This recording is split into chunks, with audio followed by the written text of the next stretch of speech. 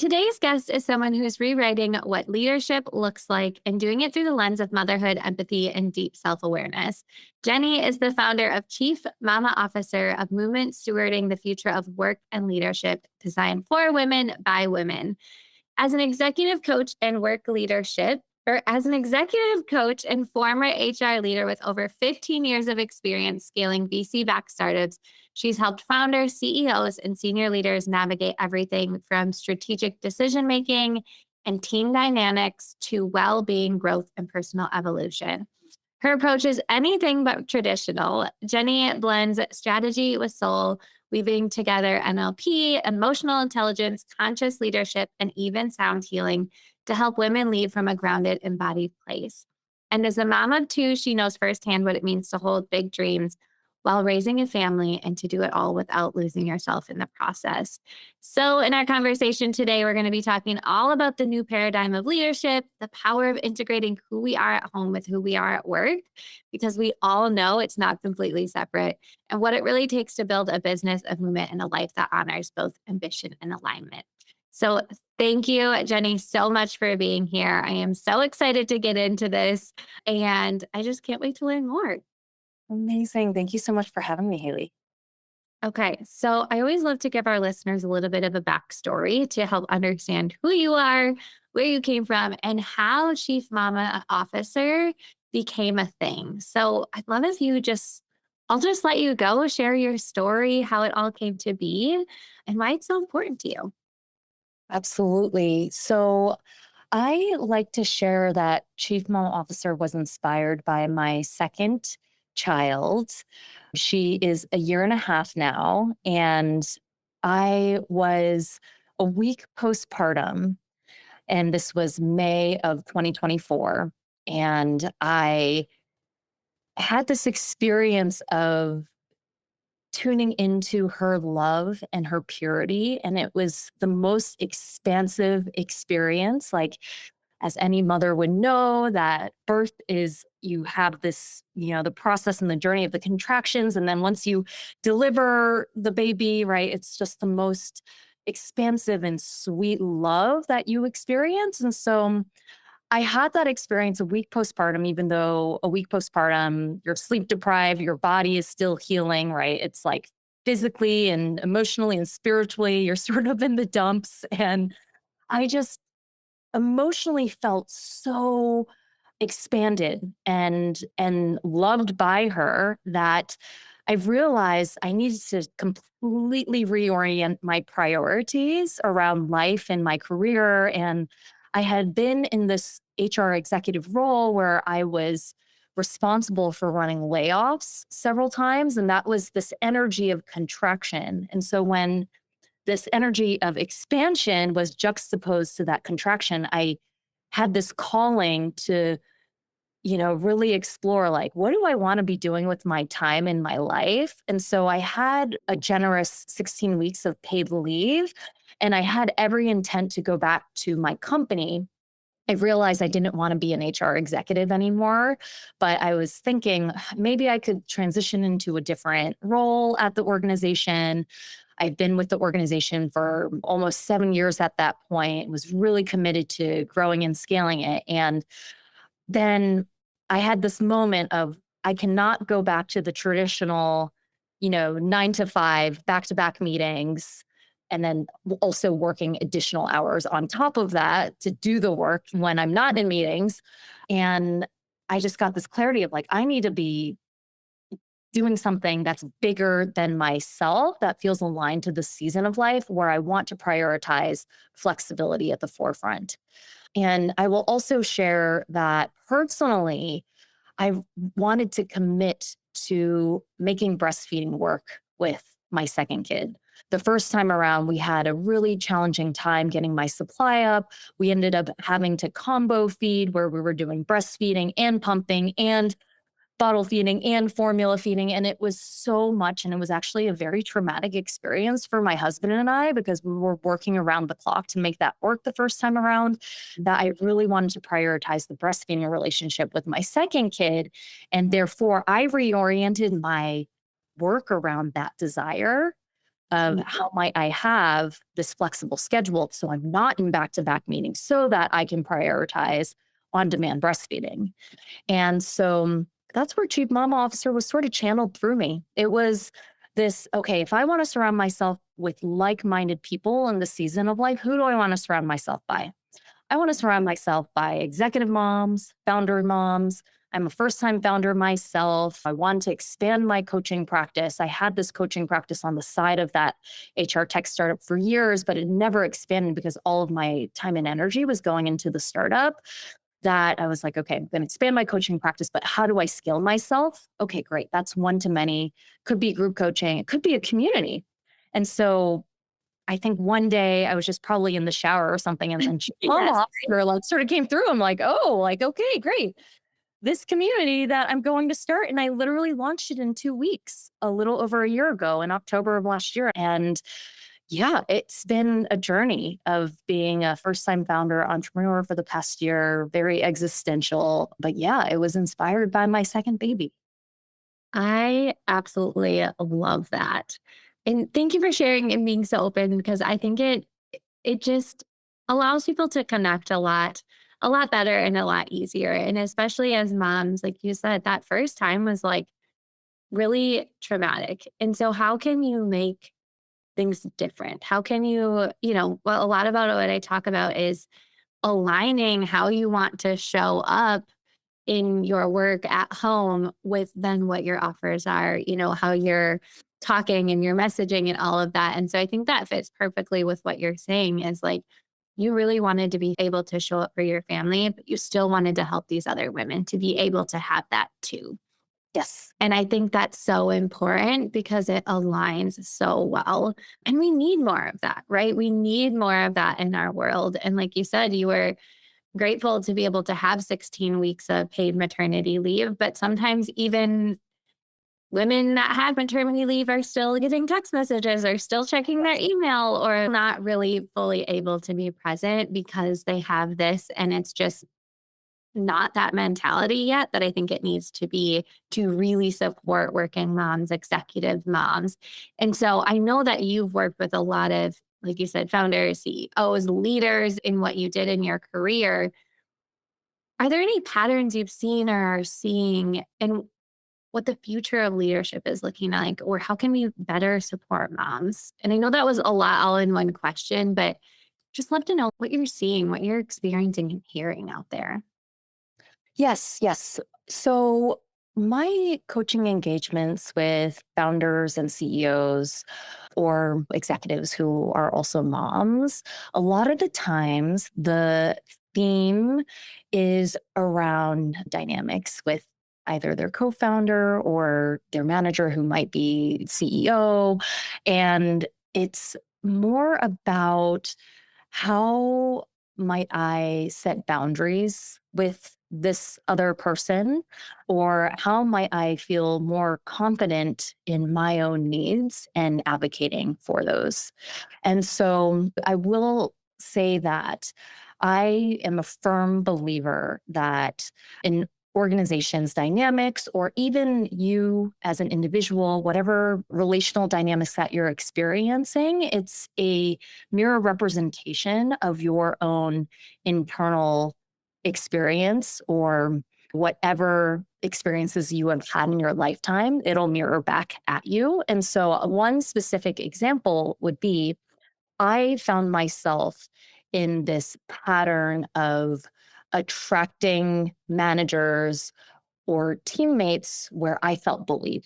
And I, as a child, felt bullied by other people. And so I had to do the inner work to be able to realize my own self-esteem, my own self-confidence, my own self-worth to start having better relationships with my managers who were CEO or CRO or whoever. And so that's a lot of the work that I do with my clients is to unpack what pattern is continuing on through your life, whether it was your relationship with your parents and the dynamics of authority that you're having with them.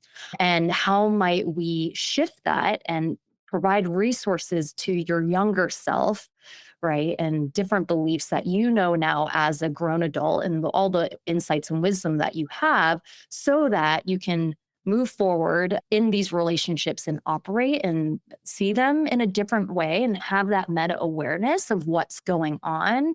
And so, yeah, I will share that a lot of it is around relational dynamics with whoever they're working with and how to one, cope, and two, how to have an adult conversation with the other person, right? Whether it's confronting conflict or, sharing and ask around how they would like to collaborate together. So, yeah, those are the primary themes. And a lot of the times, a theme comes up specifically for moms is around, a colleague or a manager not honoring their boundaries, right? Like crossing them of like, texting at 11 p.m. and being like, oh, this work deliverable needs to get done, or oh, I need you to hop on this board meeting over the weekend. And so being able to share your needs and the requests going forward around how to operate together. Ooh, okay. So I'd love to unpack that a little bit further. And I'm so happy you brought that up. And it's a little bit different than what I had planned for this episode, but it is okay. It always seems to end up this way. So I love what you say. A lot of it is based around those relationship aspects, right? And where so much of what I've been doing lately, because I'm going through a big rebranding process, but also like internally, it's a lot of internal work that we're doing. And I'm learning so much about energy and really what we are focusing on and limiting beliefs and all of this, like it plays such a part in how we show up in the people we attract. And it's always, like you said, it seems to be this same pattern of like, I'm always attracting this type of person, or I always get in this type of situation. Okay. But how can we look at that and how can we start to change that? And so much of it is that inner work. And so it's so interesting that you say that because I literally have been like working on all of these last few weeks. So I feel like this conversation is meant to be, right? So and I have noticed a total shift. I was actually just working with a mentor this morning and I was like, it's so weird because these things, like, you can't make this shit up. These things are just showing up. It's not out of nowhere now that I'm thinking of it, but it felt like, okay, these things are happening. And now I know this is meant to be this, like, I'm on the right path. Right. Yes. So maybe share more like what's your process in helping these women dig a little deeper if they always have, like you said, I always feel like bullied at work or, how did you kind of find that was what was happening? Or how do you help women understand where is that core belief coming from? Mhm.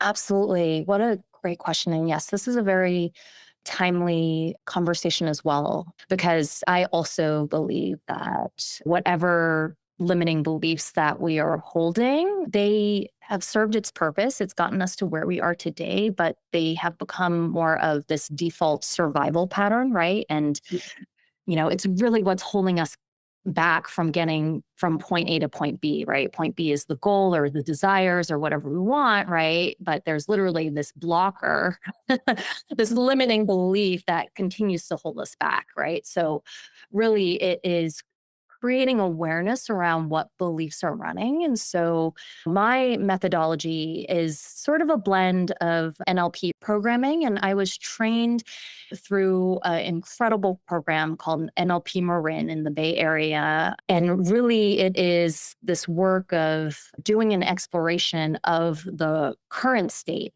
Like, what is the undesired current state, right? And what are the beliefs that are there to have this current state be what it is. And so asking, lots and lots of questions for the client to discover the insight or get to the root of it. And something that I've added in is the somatic element to the exploration. And so let's say that, someone is feeling a lot of tension in their chest area and it's showing up as anxiety or, something. And so I've been adding in this layer of somatic work of, okay, let's tune into that feeling, right? That feeling state of anxiety. And if you were to go all the way back to your earliest memory of when this anxiety was loaded up, right? Like, what was that experience and how old were you, right? What was happening? Who were the people who were around you? And it's interesting because most people can access it. Like, once they load it up, they're like, oh my goodness, like actually, that was when I was in class and my teacher was calling me out in front of the entire classroom. And so then we, really work with that young version of self. And, we share what we know now, like the resources of actually like it, you were worthy, like even though you didn't have the answer, it was okay, right? And like being able to share, all of this support with that, child, and also share like what beliefs that, she could have in that moment, right? Is that I am enough even though I don't have the answer, right? Or I am worthy, right? And I am intelligent, I am smart, right? And being able to allow that little one know all of that. And the process is then growing up that little one to your, like through all of the times that she needed to know the beliefs about herself, through the moments that she needed the most, and then to the present moment. And then actually allowing yourself to then visualize like what your actual desired outcome is, like with all of those beliefs in, really rooted in, and being able to have a bit more access to that future state. And so I think a lot of the process, if I were to say in a nutshell, to help people get what they want, which is often what people want is like this feeling of feeling at ease or at peace or grounded or feeling more confident or worthy. Well, they don't necessarily say that they want to feel worth, but that's usually what it comes down to. Or this feeling of freedom, authenticity, right? Is the advice that I give anyone is like get really, really clear on what that feeling state is, right? Whatever that feeling state is, and allow it to load up in your body and like anchor around that feeling state. Because so much of how we operate from like a tactical and more thought based perspective is like, how can we muscle our way to that desired outcome? Right? Like, what are all the steps that we need to take to force ourselves to get to that outcome? But every time that I do this practice for myself, I'm like, actually, wait, what is the feeling state, right? And what the steps might look different than what I expect to get to that desired outcome. But really, if you were to anchor on that feeling state, that desired core feeling state, right? Things might unfold natural. You might not expect the things that happen. And I actually recommend for anyone who's seeking a job to get clear on what that feeling state is and what in that job that you want. Because so many people go through right now, especially in this job market, they go through hundreds of interviews, right? But I'm like, get clear on what you want. Like, anchor yourself from this place of abundance rather than scarcity, Yeah. and see what happens.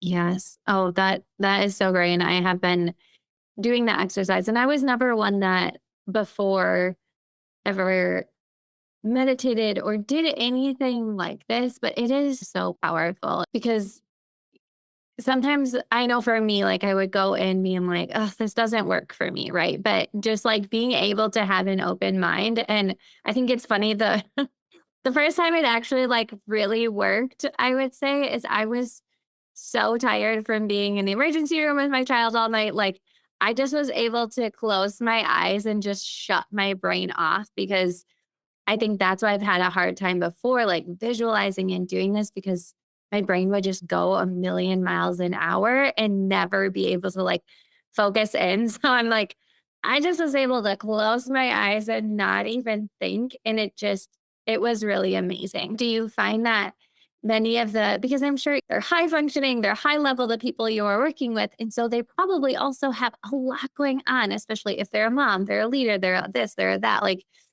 how do you get people to just slow down? Or maybe it's not slowing down, but it's just going back to like, what's this feeling you want to have? Yeah, it's really tuning back into your body and your breath. And so anytime I lead some type of meditation or guided visualization for a client, or anytime I lead a guided meditation in general. The fun fact was that I was a meditation teacher in 2017 and 2018 in the Bay Area. And, just allowing them to drop into their breath, the breath is just such an incredible tool for a reset and allowing ourselves to drop out of our mind and back into our body. Because, yes, like the way that we are socialized is, you know, on planet Earth is like to think, right? Like we're Homo sapiens and we have this privilege of being able to think.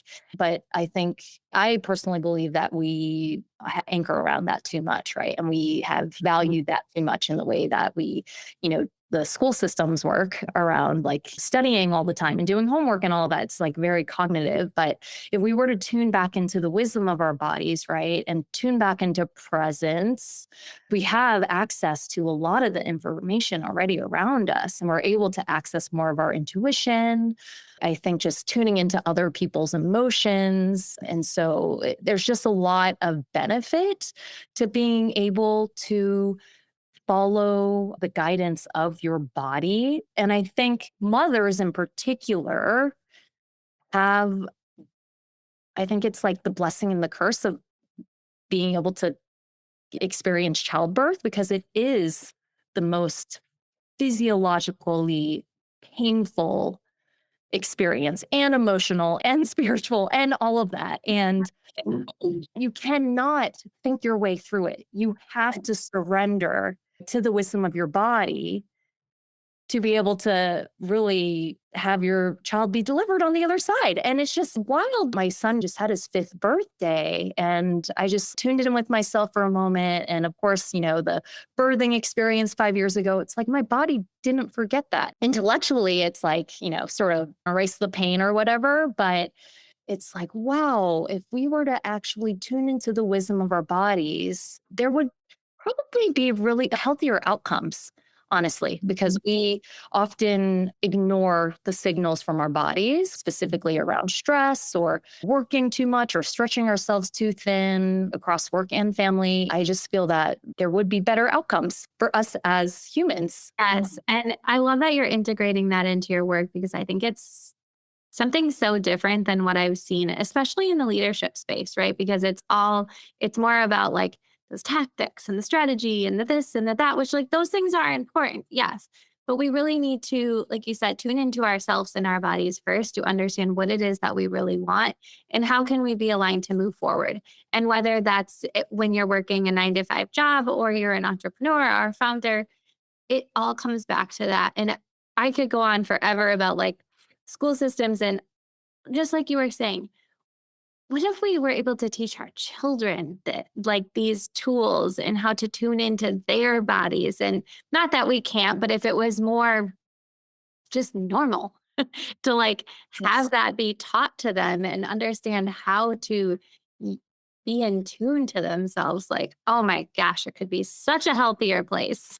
Yes. Yes, Uh, absolutely. And I think a huge opportunity for curriculum for adults and kids is around communication. I think a lot of the coaching areas of opportunity is not only communication with self, but also communication with others. Like we aren't equipped with the tools to consciously and compassionately communicate with each other from a young age, right? And so our kids model whatever they see at home or in the classroom. And I believe that there's a massive opportunity because it's like we basically communicate in the ways that we learned, right? And there's a lot of unlearning to be done. And, I think also we're not taught how to give feedback in a constructive way. And so it's very hard for people to give feedback for fear of the repercussions if they were to give feedback, or, it's very hard for people to receive feedback as well, right? Like people take it defensively or whatever. And so that is, another area of opportunity is like, how might we create a society where it's the norm to give and receive feedback in a non-defensive way? Yes. And so do you work with your leaders on that too? Because I know communication, like you said, is huge and there's so much opportunity and so many people struggle with it. Yes. So yeah, maybe share more about that. Absolutely. Yes. And so I am a huge fan of the conscious leadership group. So when I was running talent development at my last company, leveraged some of the conscious leadership group practices. One of their practices is around what they call the clearing model. And so let's say that, I've got a co-founder and another co-founder and they are in massive conflict and they just are not seeing eye to eye. So the really, it's just natural, right, to have conflict in general. But when you have a negative experience with someone or a negative reaction, basically there's this concept of like debiting the emotional bank account. And so it's like, you're at a baseline with someone, you have this line, but then when you have a negative experience, it debits from this emotional bank account. And so in positive psychology, there's this concept where you need, I believe, 5 positive interactions to counteract any one negative experience. And so, anytime you continuously have negative experiences with the other person, it just keeps debiting and debiting and debiting from the emotional bank account. And so the clearing model is this approach where if this co-founder has this negative reaction to some things that the co-founder did or said, you can go to the other person and say, hey, when you did this behavior, like when you didn't include me in this meeting, I felt excluded and I felt hurt. Right. And so taking ownership, right, of that feeling that you had versus blaming it on someone else. So it had this impact on me where I was unproductive for several hours because I, felt hurt by not like I was excluded.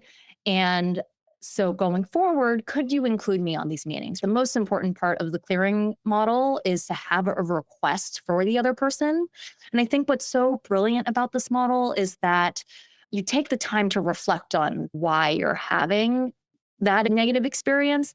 And so that you can have the conversation from a less charged place. Because when the emotion is at its highest, and most charge, you might not be coming at the conversation in the most conscious way. I teach that model a lot and coach people a lot and role play with them and having that dialogue. And I actually lead webinars around this or do talks around this. And I would say that it's something that I practice a lot at my last company. And I was there for almost 7 years. And it was an effective model and it was a regular practice that we had at the company. And I was able to expand my leadership, right? It was like a leadership skill that was really important because, if I hadn't used it, I probably would have left after a year and a half. I'd be like, I'm done with these. They're not assholes, but like, I'm done with these. I'm done with these guys who, don't understand me, and I consider it bullying. But what I really needed was a clearing conversation with the other person to say, hey, like when you called me out in that meeting, I felt like ostracized. It just doesn't work for me. I have traumatic experience with this, like at previous companies being called out. It doesn't feel good. I was basically unproductive for the rest of the day. And that conversation brought such a level of awareness and how my manager could work with me and we could collaborate more well together. Relationships are two-sided. They're not one-sided. Yes, 100%. And I think of that too. I've had in the past if a client is struggling or overwhelmed with something, and I always say it's very important that you tell me because I can't help you and I can't support you in the way that I really want to unless you let me know. And just being able to have that open communication instead of like, because we are, we're not right next to each other or in the same office. We're, hundreds of miles apart. And so just still being able to have that communication of like, hey, something's coming up. Can we talk about it? Love that what you're saying is like taking ownership of what that feeling is and then being able to say it back and ask for something in return. And I can see how that could be really powerful because then I'm assuming it helps them to do the same. Right. And so Mhm. you're almost teaching them how to reciprocate. So, a question kind of following that, do you think with like the age of AI and, even post COVID, has communication gotten worse?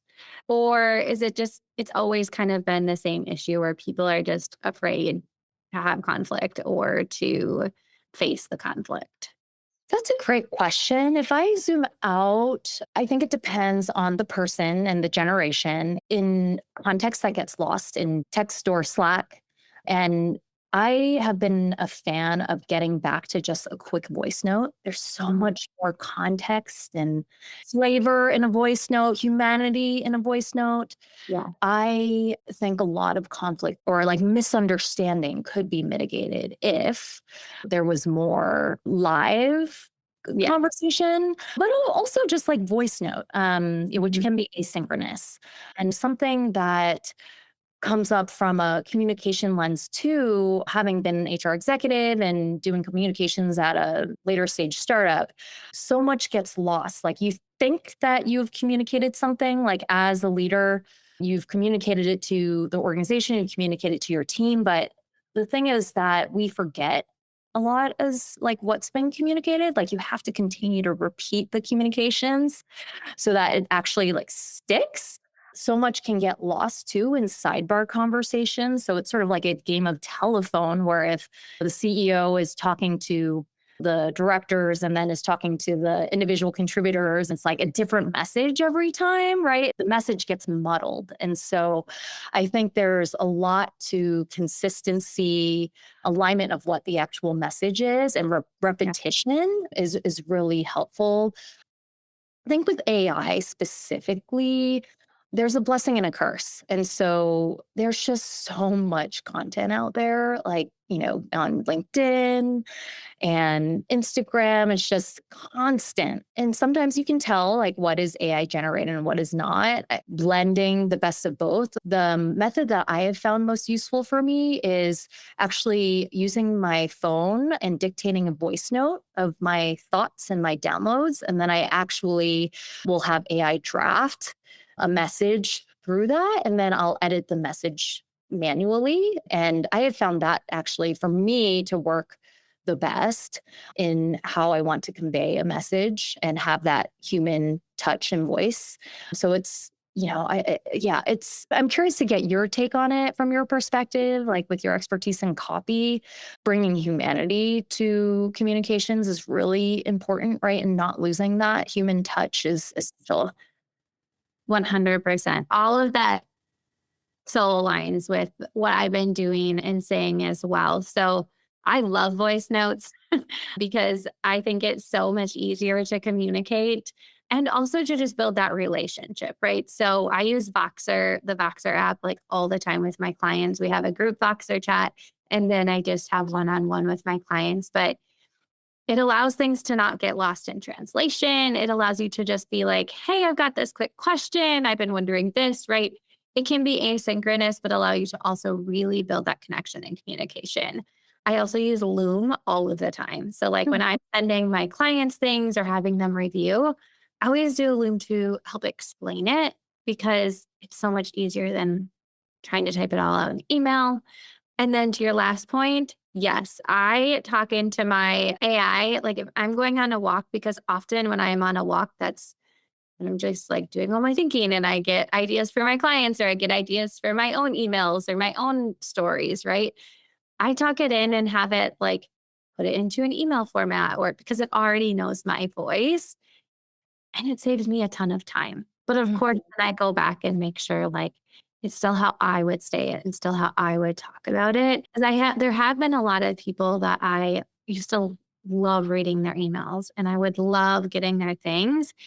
And now it is so heavily AI that I just like glaze right past it because Mhm. either it's Yes. what everyone else is saying are like, I know that's not their voice and it's just not coming back as like authentic or human anymore. And Mhm.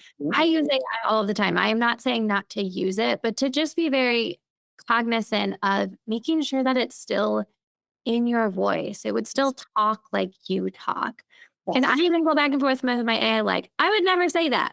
Like, I have Yes. a real conversation with it. Uh, And some people might think it sounds funny when I'm doing that, but it's important because it does save me time and it also helps with ideas. But as long as like it still feels human to the other person, and I do hope that if somebody is like thinking the same thing about me, I hope they would tell me like, I don't like your emails anymore because I can tell it's AI. Please tell me. yeah. Right? Yes. But I really try, and I say that with all of my clients, like, yes, use it, lean on it, save yourself time, but just make sure it still sounds like what you would say. It's still, that you're still talking to a real person and it's still a real human on the other side receiving it. And people, in order to make those high ticket investments or really invest in you, they have to experience you and hear Mhm. you. So how can we build more of that human connection and more of that like touch point into things like our emails or our marketing or our messaging? Like I'm just a big believer, and especially now in the world of AI and like, I'm sure you've heard like trust recession and all of this.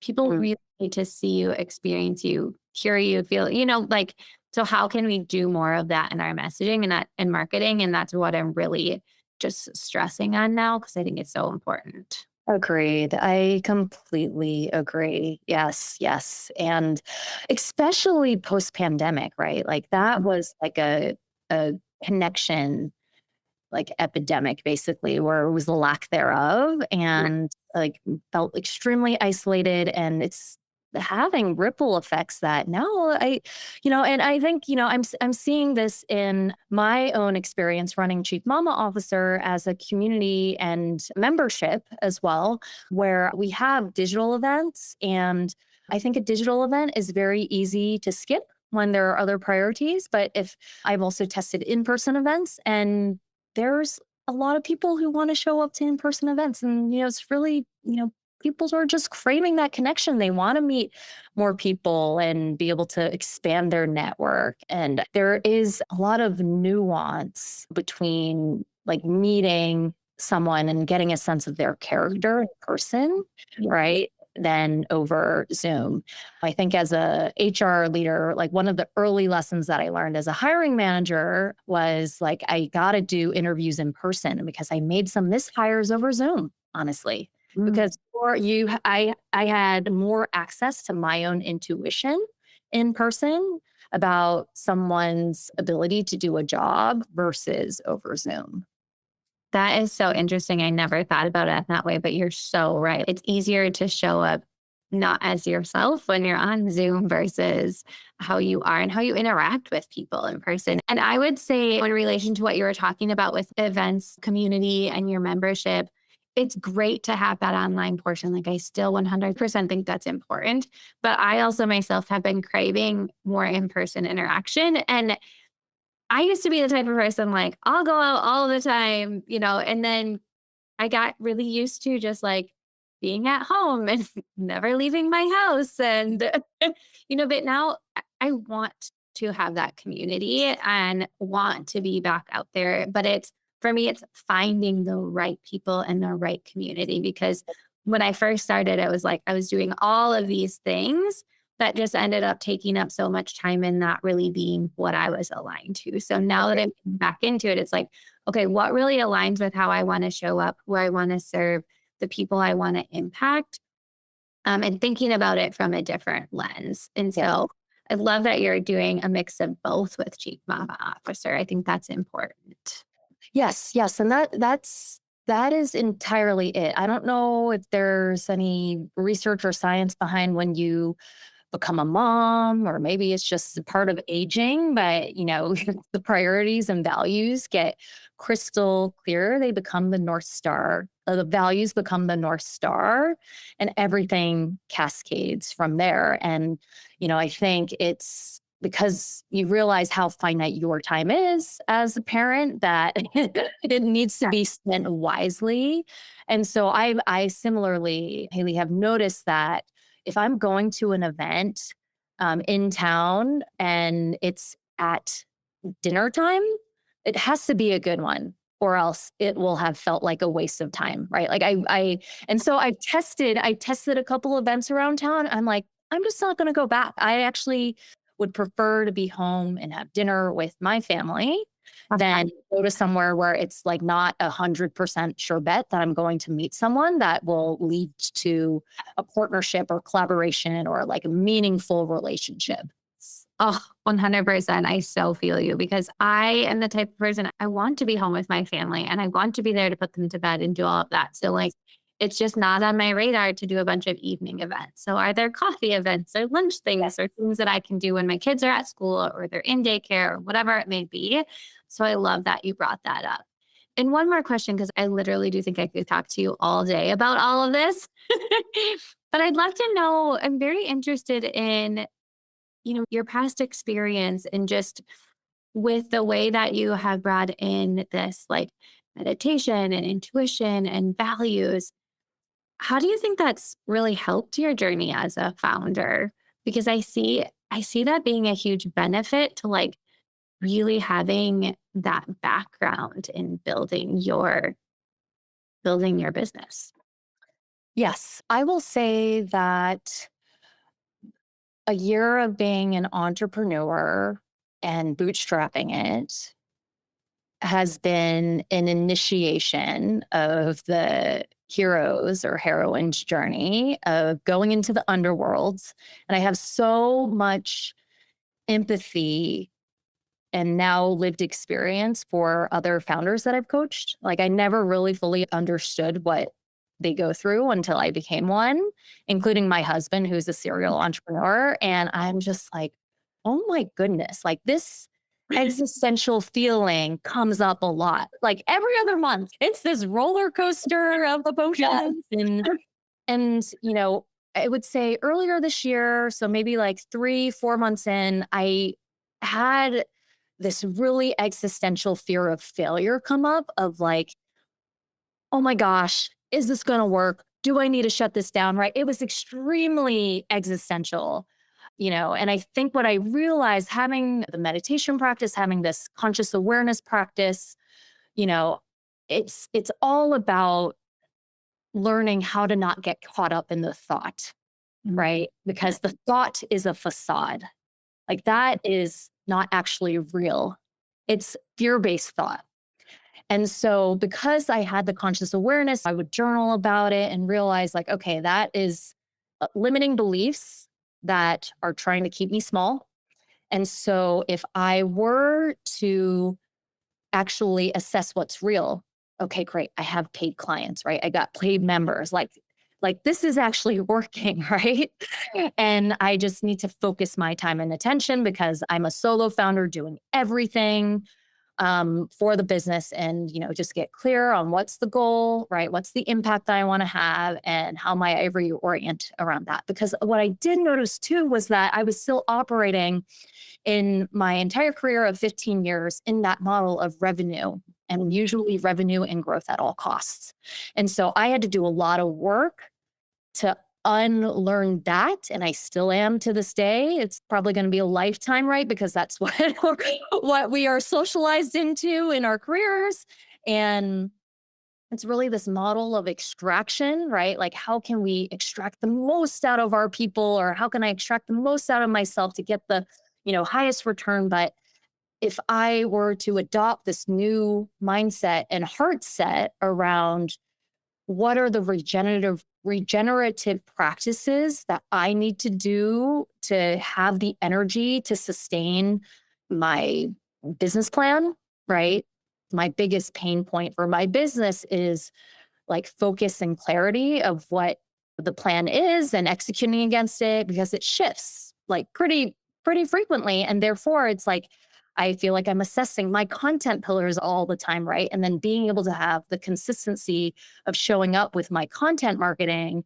And I go in and out of ways. Like consistency is by no means like a strength of mine. It's actually a weakness. And so I think so much of the journey is understanding like how do I have what practices do I need to one like create the clarity that is needed because you can just get clouded by the chaos, right? And the whirlwind of everything that needs to get done, the jobs that need to get done. So clarity and then consistency of showing up, right? Like if it is me needing to prioritize a workout at the beginning of the day, great, that's awesome. Or, something that my husband and I do as a practice over the weekends is we always get in some type of movement, whether it's a bike or a hike, and then we feel so restored after that, like completely like can go from night to day. And so yeah, I would say, yeah, it's all about just having a bit more space with the fear-based thought that comes up because they continuously come up. And then also like the day-to-day practices that allow for clarity and consistency and the energy to execute. Oh, I love that. And I find that to be so true with myself too, of just like when I was really stuck in those negative thoughts, I just started journaling and just very simple, like writing down what I'm grateful for that morning. And it Yes. was a couple of minutes, but like that really helped my energy and that mindset and just like my focus. And then my going on my walks. And there are days that I don't, but man, it is like like I said, it can be night and day. I need just that walk to get fresh air, to go outside, to just movement has been so helpful. Yes. I love that you share those 2 things. So if we could leave our listeners with one thing, is there like a tip or something that you could help that you do or that would be helpful? And maybe it is simply journaling to really get on that clarity or focus, like get on the right path. Is there a tip? Yeah, I'll go back to what we were discussing earlier around getting clear on that desired feeling state.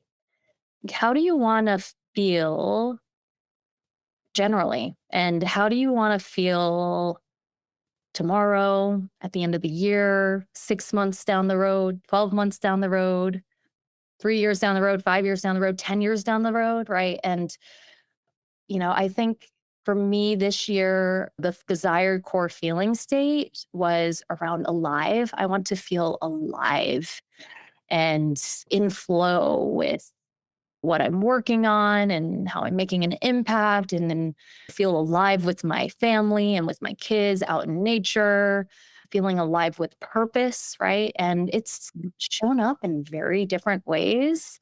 It showed up as a founder and an investor retreat that I went on last month in Hawaii, even though I had no idea that wasn't even on my radar. It like came on my radar like 3 weeks before the retreat happened. And I was like, I'm going to go, I'm going to invest in this. And it has just opened up so many opportunities, cultivating incredible relationships from it. And I felt super alive when I was there. The land was so alive and welcoming. And yeah, I think it's just getting clarity of what that feeling state is and anchoring on that and not knowing what might show up for you at your doorstep.